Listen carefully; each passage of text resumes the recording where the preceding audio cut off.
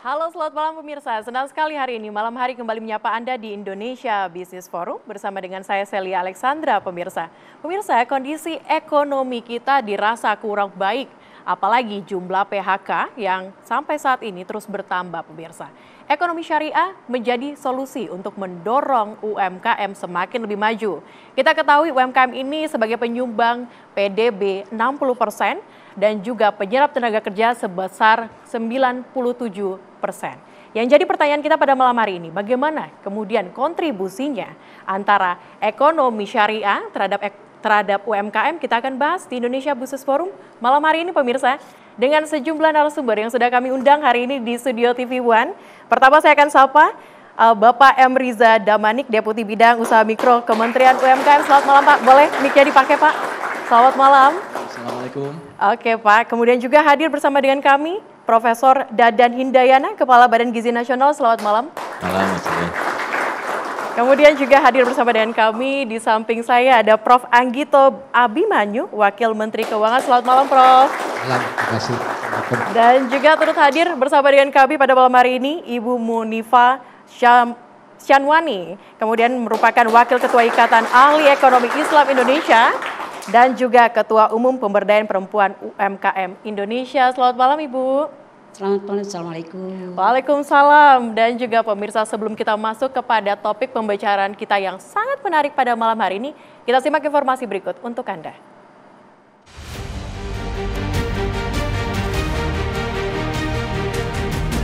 Usaha mikro, kecil, dan menengah memegang peranan penting dalam perekonomian Indonesia. Sektor ini menyumbang lebih dari 60% terhadap pertumbuhan ekonomi nasional dan menyerap 97% lapangan kerja. Dalam menghadapi tantangan tersebut, ekonomi syariah menjadi salah satu solusi potensial. Sebab ekonomi syariah bukan hanya sistem ekonomi yang bebas riba, juga mengedepankan prinsip keadilan, kesejahteraan sosial, dan keseimbangan. Salah satu fokus ekonomi syariah adalah mendukung pengembangan ekonomi halal yang bisa merambah ke semua UMKM di tanah air. Pertumbuhan ekonomi dunia belum kembali seperti era sebelum COVID. Sekarang masih rata-rata di 3%. Oleh karena itu untuk menggali pertumbuhan perlu didorong sumber pertumbuhan baru, adaptasi teknologi dan inovasi agar kita bisa mencapai pendapatan di atas pendapatan menengah. Dengan negara penduduk muslim sebanyak 87%, kita sangat potensial untuk pengembangan ekonomi dan keuangan syariah, makanan minuman halal, fashion, mode, farmasi, kosmetik, hingga tentunya wisata yang ramah muslim. Selain itu, kontribusi syariah dalam PDB mencapai 48,71% dan ekonomi syariah juga mendukung pemberdayaan UMKM. Besarnya potensi ekonomi halal global diharapkan bisa ikut dikembangkan oleh UMKM di tanah air, sehingga bisa ikut mendorong pertumbuhan ekonomi sebesar 8%.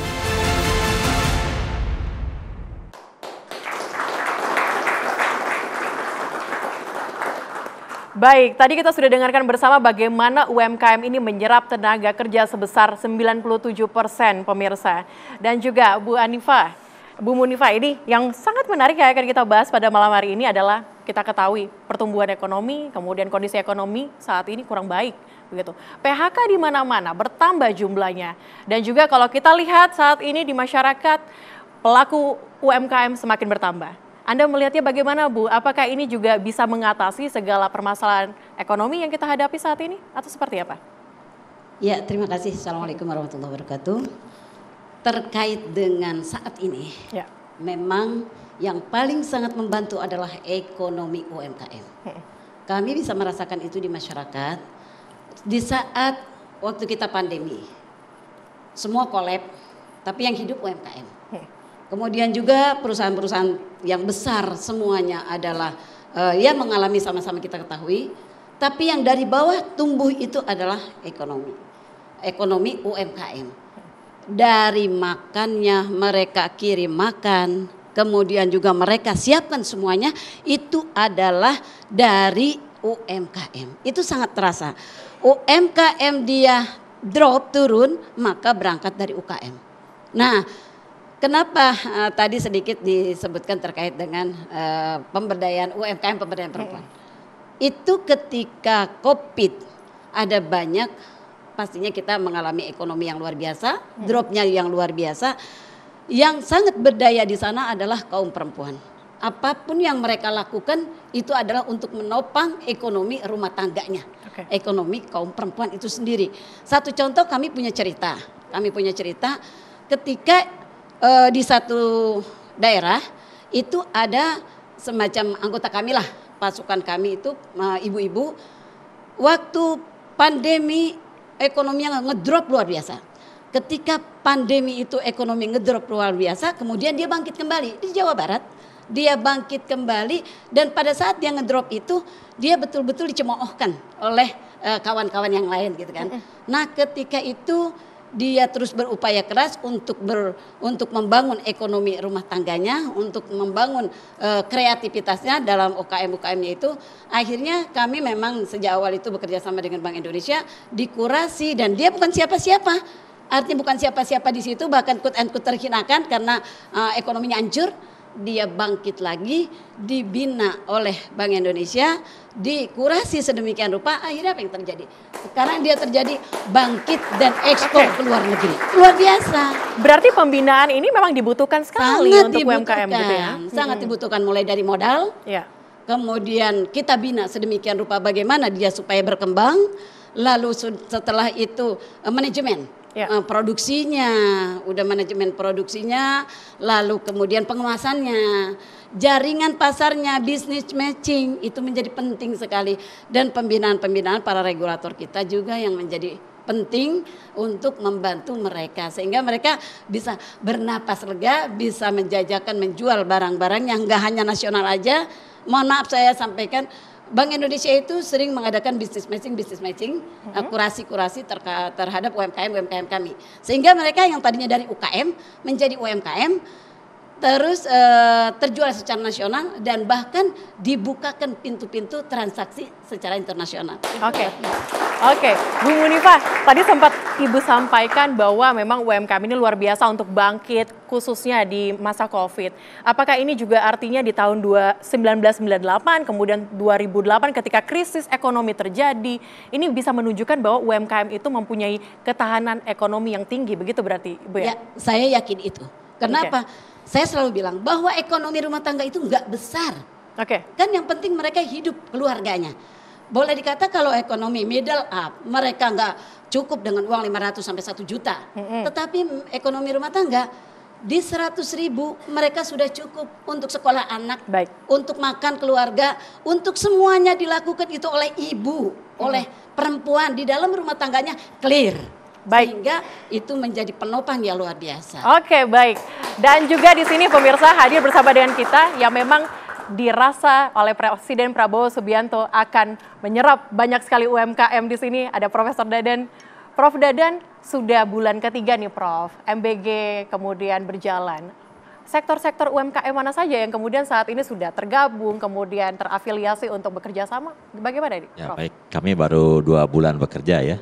Untuk melaksanakan program makan bergizi, dan alhamdulillah sudah terbentuk 726 satuan pelayanan pemenuhan gizi di seluruh Indonesia di 38 provinsi.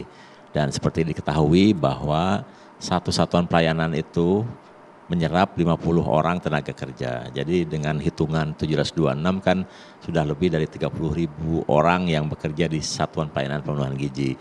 Itu yang bekerja langsung di satuan pelayanan. Kemudian satuan pelayanan itu membutuhkan pasokan bahan baku.